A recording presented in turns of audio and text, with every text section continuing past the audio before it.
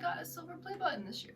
So many things have changed this year, from my channel to my interests to just me. And what you're gonna see in this video is just me explaining about all of the chaos that happened this year, how it affected my creative flow, and what I am bringing to the table in 2025. So let's move this aside. Just kidding, I would never ever do that. I'm just gonna put it over there. I don't feel like I really talked a lot about my channel blowing up as much as I should have brought it up. My channel went from 15,000 subscribers to 100,000 in a matter of months, and in this year review we're just gonna take a look at that and see what happened. We're gonna unravel all that in this video. Near the end of January of this year, I started noticing a big jump in my channel's numbers.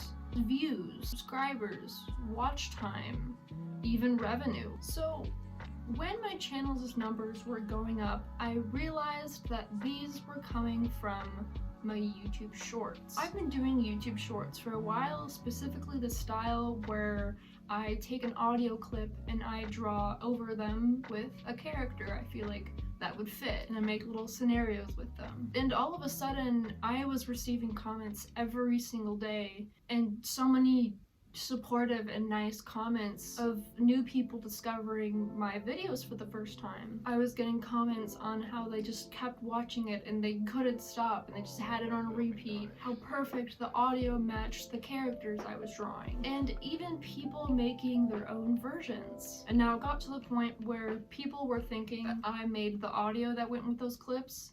I have not made any of them myself. All of them were made from audios I found either on TikTok or Instagram. So they were definitely not mine. I know, you're making so much noise, but you're not even, see, Bean's over here.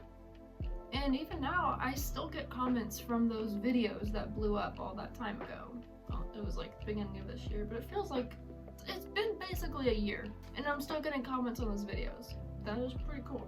It was honestly an eye-opener to even have this happen, to even think it was possible, and it just gave me so much motivation to keep going, and that people genuinely enjoyed the content that I was creating. And so with this big explosion of views and subscribers and watch hours, bro, it made me feel so motivated to just keep working on it and keep doing what I was doing. But looking back at what I've posted this year, I've only posted less than 10 shorts and videos. So what happened? If you're someone who's watched a YouTube video related to topics like how to grow your channel, how to be a better content creator, how to build an audience, then you've probably come across these 4 overly used words: consistency, quality, niche, and trends. You start thinking, maybe if I was consistent enough, then I would have X amount of followers. If only I had better equipment, then I could be like this YouTuber or this creator. Or if only I could stay on top of trends. But this will only kill your creative process. That idea of having a successful YouTube channel is hurting your creativity and getting you prepared for burnout. I feel like I'm using this more as a prop than actually enjoying. Anyways, you're probably like, well, what does this have to do with the video? Well, because that is exactly what happened to me this year.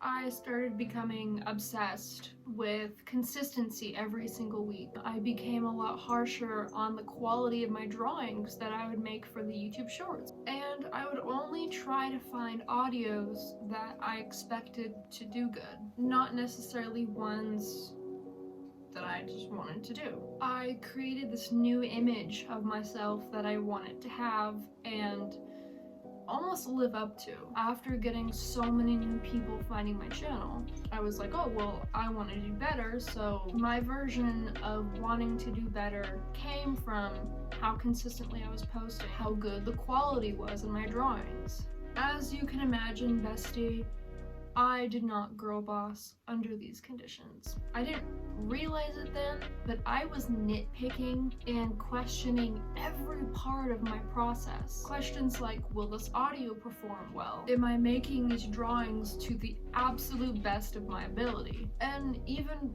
what people would think of me if they knew me in real life and saw what I was making. It got so bad to the point where I was telling myself that I didn't even deserve to have that play button. I didn't work hard enough to get there. During this time, I was also trying to finish up production of episode 4 of my audio drama, Cryptic Consequences. So it wasn't just the pressure of making more shorts, it was also the pressure of just making just anything, any form of content. So as you can imagine, the pressure was pressuring. Okay, let's take a step back. I now realize that I was being way too harsh on myself. I wasn't doing that bad. I wasn't doing bad at all. I was just so aware of the mistakes I was making. I was just really overthinking it. Clearly, that's why I'm talking about it in this video. Looking back now, I had become completely blindsided about the whole reason I was doing any of this. The whole reason I was making content in the first place. Because it was fun! It was something I enjoyed, and I genuinely got dopamine from doing these things. If you look back at my old videos, they're not good at all. I mean, you know, give or take, I don't think they're good because I made them. I still posted them, and I still enjoyed making them, so like, what happened to all the fun? And that's what I was missing. But what about the takeaway from all of this? A lesson that I learned while going through what I would call an identity crisis. What can you guys do to learn from my mistakes? First, let me ask you this. Have you ever revisited a show or a movie that you've watched before and all of the joy and memories start coming back as you're watching it, and you just think like, wow, I remember why I loved that so much? It's pure dopamine. I mean, who doesn't want that? That is what I needed while I was giving up. While I was sitting at my computer, staring at the screen, with a timer in my head for how long it's been since I hadn't made content. Feeling guilty about it would make me not make content, which would reset the cycle of feeling guilty about not making content, and then not making content from feeling guilty, and that happening every time. I needed to remind myself why I was doing this in the first place, why I was so committed to creating content. Not because I wanted to get rich and famous, not because I had to, but because I wanted to, because I loved doing it. So if you're thinking about becoming a content creator, or maybe you're already creating content and are trying to grow, here are the new 4 words that I would give someone. Instead of consistency, quality, niche, and trends, I ask for you to find your voice. Be cringe. Experiment with new ideas as many times as you want. And give yourself the freedom to explore. I feel like as content creators, we almost feel like we have to be boxed in a specific niche or area and trying to be the most unique that we can, but we forget that we already are. We just have to find it. Everyone is unique in their own way. No 2 people are the exact same. So find your voice, embrace the cringe, and I encourage you to fail. That I will get to in a little bit.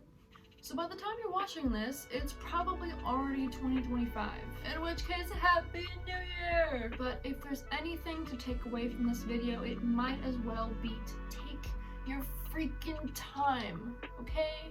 Allow yourself time to mess up. Because we're not gonna get it on the first try, or the second try, or the third try, or the 100th time. And we're always going to be learning new things along the way. Allow yourself to fail. Honestly, we are our own worst critics. You may not have time to do it over, but you will always have time to do it again. And it's not that serious. It's not. It's really not. So, in 2025, I would like to bring more diversity to this channel with the type of content that I want to post. This would include bringing in more characters from fandoms that I enjoy, interacting with my community, which is what I was trying to do with the turning your comments into comic dubs, but then the whole motivation thing happened. And so I didn't end up actually getting to continue that series. That's something I'd like to pick back up in 2025 for sure. I'm going to go ahead and end off this video. If any of you feel comfortable sharing your experiences, similar to mine or not, I'd love to chat with you guys in the comments. That is all I have for you today. I hope you enjoyed seeing me in front of the camera. I don't usually do that type of content, but I would like to get more comfortable showing my face on here, because after all, I'm the one creating the content. Hope you enjoyed the fiasco with my cat Bean, who was very generous and showing herself to the camera, and Saki, which is my Siamese cat, which I think I kicked her out. She hasn't tried to get back in, so that's good. So I will see you guys in the next video. Bye! Let a pause. Out! Peace! Look at my cat. Look at my cat. Here you go. Here you go, Saki. Here you go. If only I picked the right... Oh, I spelled some. Questions like... See, you get me. I do gotta say, holding something definitely